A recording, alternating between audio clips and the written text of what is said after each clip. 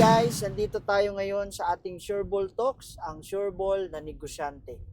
Right now, meron tayong mga magandang katanungan sa ating mga business partners at abangan nyo ang kanilang mga kasagutan.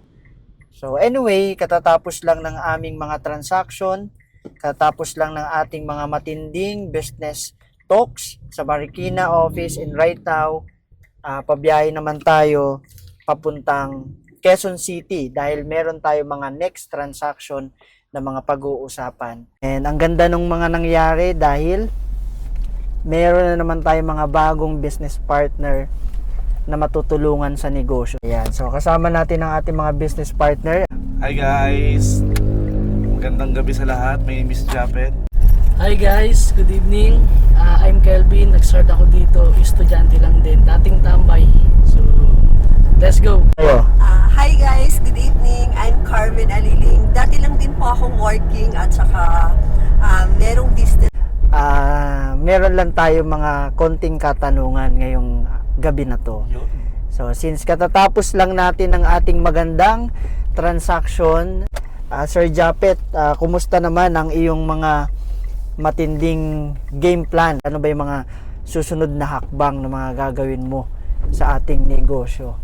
Yes, grabe no. Thank you sa napakagandang tanong, Sir Gerald. Siyempre, kitang-kita naman natin talagang yung init din ng panahon kasabay din sa init ng business natin, no. Talagang super daming nag-join, super daming nagtitiwala, and then bukod sa nagtitiwala at sumasali, syempre marami din talagang kumikita, which is yun yung goal natin for this and syempre makapag-share pa ng mas maraming opportunity sa mas maraming tao, and then yun, mapalaki pa yung group, lalo na mabilis lang yung buwan, hindi natin namamalayan.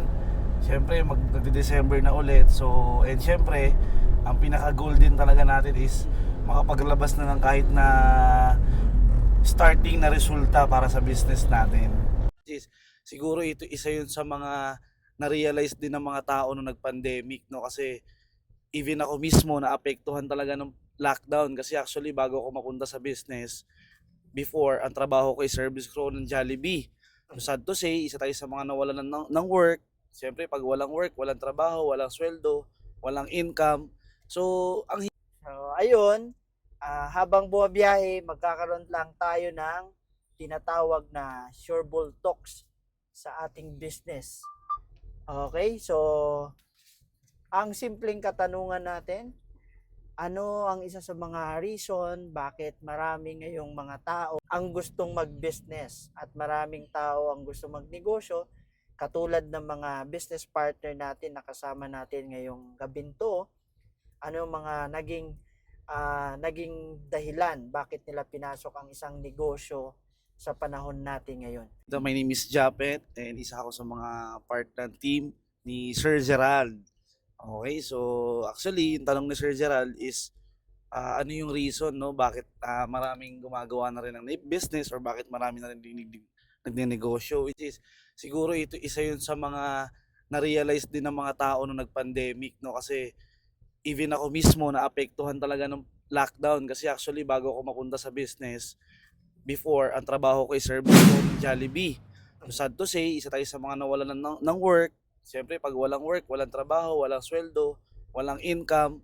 So ang hirap ng walang extra, no. Kaya nung nakita ko din yung business, sabi ko gawin ko lang din siya sa part-time before. Pero siyempre, since business nga siya, ang maganda sa business is yung income mo pwede mong mapalaki. Kung wala, kumbaga sky's the limit. So yun ang isa sa mga nagustuhan natin, kaya nag-business tayo. And syempre, in terms naman sa pagnenegosyo, bakit ko rin siya ginagawa, isa rin sa mga nakita ko dito, syempre matagal tayo naging empleyado. So napakaganda ng business kasi at the first place, syempre hawak mo yung oras mo, marami kang magagawa, and syempre may time ka sa sarili mo, sa family mo, pero pwede kang kumita. So lalo na pagka na-build mo na yung organization mo, pag yung business mo ay talagang nagtutuloy-tuloy na. So isa yun sa mga advantage ng isang nagninegosyo. Ibig sabihin pala, Sir Japet, nag-start ka, ang trabaho mo ay isang service crew. Yes, Sir Gerald. Okay, service crew. Jollibee. So, ilang taon ka ng service crew? 3 years. Sa Jollibee tayo, 3 years. 3 years. So before Yes. mag-service crew, ano mga napasukan mo ng mga Ayun. trabaho? Nag-work din tayo before bago mag-service crew. Nakapagtrabaho din tayo. Construction, nasubukan din natin yan.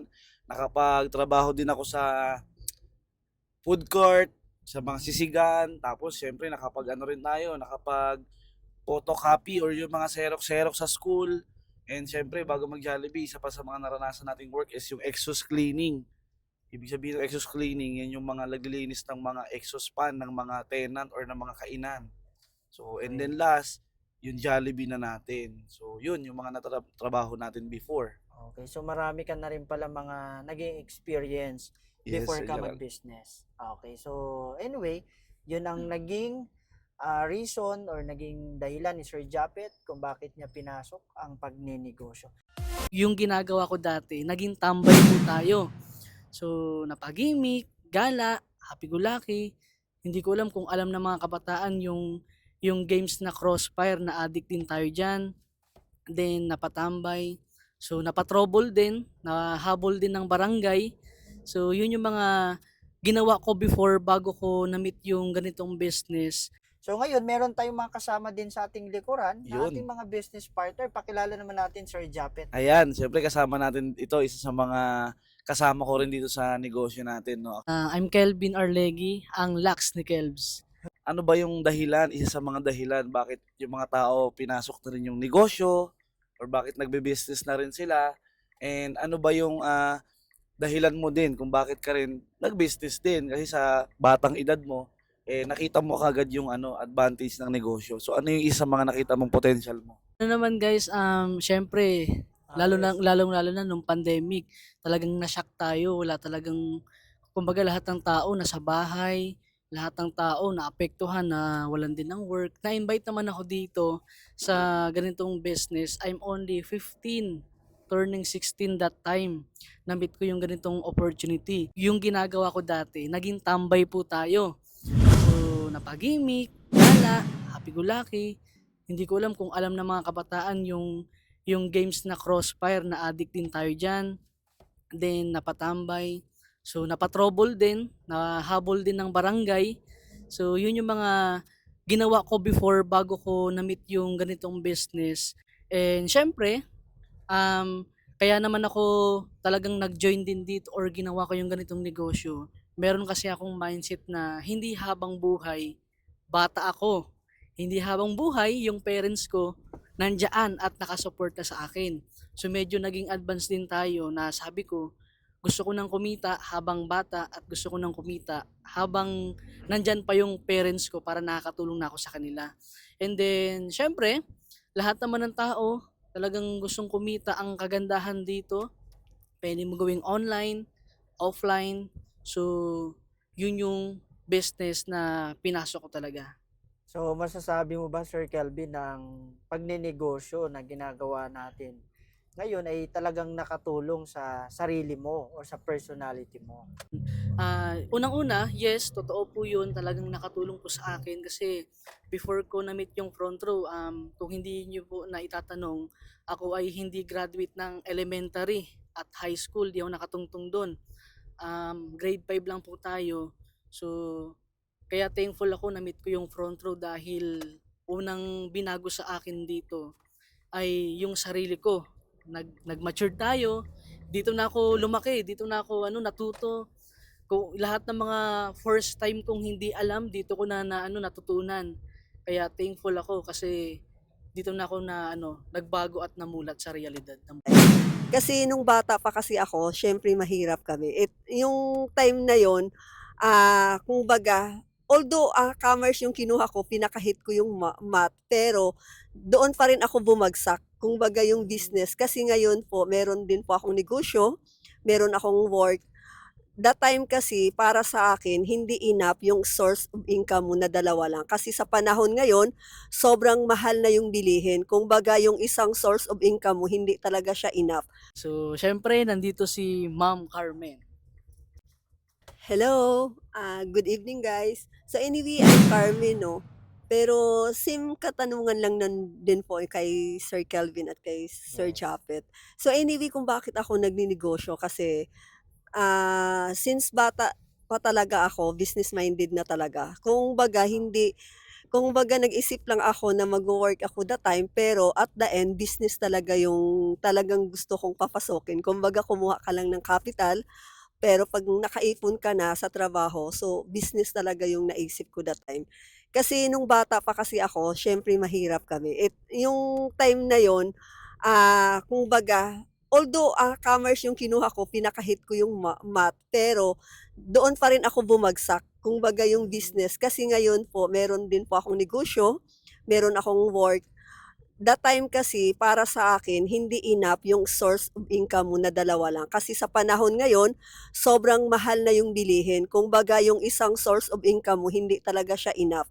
Kung magsahod ka ng 30,000, siguro nakaikot lang yung 30,000 mo, although nakakaraos ka, nakakain ka, may merienda ka, pero hindi pa rin yun enough lalo na kung may pamilya ka. At like sa akin na isa akong single mom, so kailangan ko ng more source of income para maging mapaaral ko din yung mga anak ko talaga sa maayos na school, kasi iba din talaga na nag-aaral din sila sa kumbaga sa school na maayos. So kaya yun din po yung pinagkaigihan ko na talagang business talaga yung papasokin ko, hindi yung sa trabaho. Even po sa mga anak ko ngayon, talagang pinapaaral ko sila, pero after ng mag-aral sila, ang target ko talaga sa kanila magninegosyo. So sobrang laking tulong sa akin yung negosyo. Although okay lang yung magtrabaho sa umpisa ka, pero hindi habang buhay na magtrabaho ka. Kasi ang para sa akin, kailangan meron kang financial freedoms. Like sa akin, at the age of 50, kailangan, akong baga, meron akong financial na talaga na alam ko na sobra na pwede ko na siya magamit sa travel. Kasi yun po yung target ko right now. Hindi habang buhay na magtrabaho.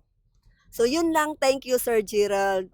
So anyway, guys, narinig nyo na ang kanilang mga opinion, iba-ibang dahilan, iba-ibang background, at the same time, iba-iba ang kanilang pinanggalingan. Pero iisa lang ang gustong puntahan. So ito po ang Sureball Talks, nagbabalik sa susunod na panahon.